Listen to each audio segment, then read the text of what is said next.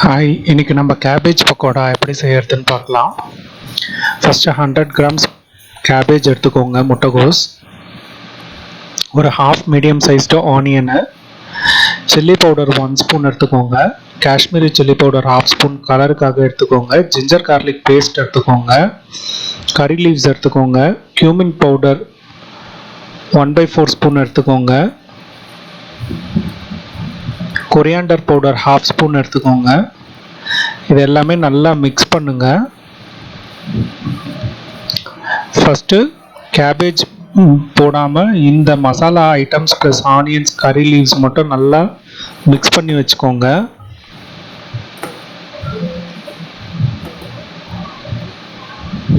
இந்த மாதிரி நல்லா மிக்ஸ் பண்ணதுக்கப்புறமா இப்போ கேபேஜ் நம்ம எல்லாத்தையுமே எடுத்து ஆட் பண்ணலாம்.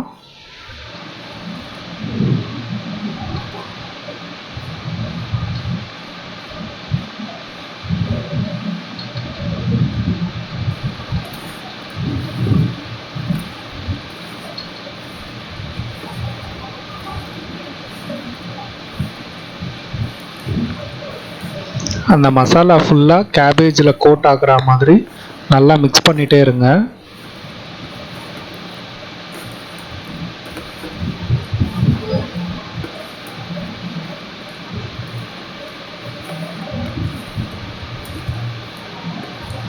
இந்த மாதிரி பொறுமையாக மிக்ஸ் பண்ணிங்கன்னா எல்லா இடத்துலையும் கோட் ஆகிடும் கேபேஜில் ஃபுல்லாகவே அந்த மசாலாஸ் எல்லாம்.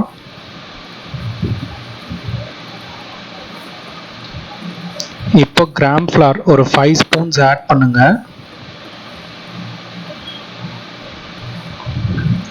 ஃபஸ்ட்டு வாட்டர் விடாமல் அந்த ஆனியனில் இருக்க வாட்டரே இதில் போட்டு நல்லா ஆட் பண்ணுற மாதிரி பண்ணுங்க.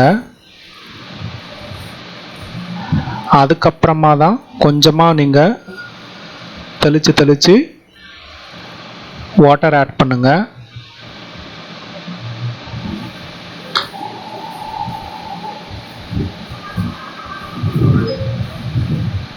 இதில் இன்னும் கொஞ்சம் வாட்டர் ஆட் பண்ணணும். இப்போ பார்த்தீங்கன்னா கரெக்டான ஒரு கன்சிஸ்டன்சியில் வந்திருக்கு. இதை நம்ம நல்லா ஃப்ரை பண்ணுறதுக்காக ஒரு பேனில் போட்டு ஆயில் நல்லா ஹீட்டான ஆயிலில் இதை நம்ம பகோடா மாதிரி கொஞ்சம் கொஞ்சமாக போட்டுட்டே வரலாம்.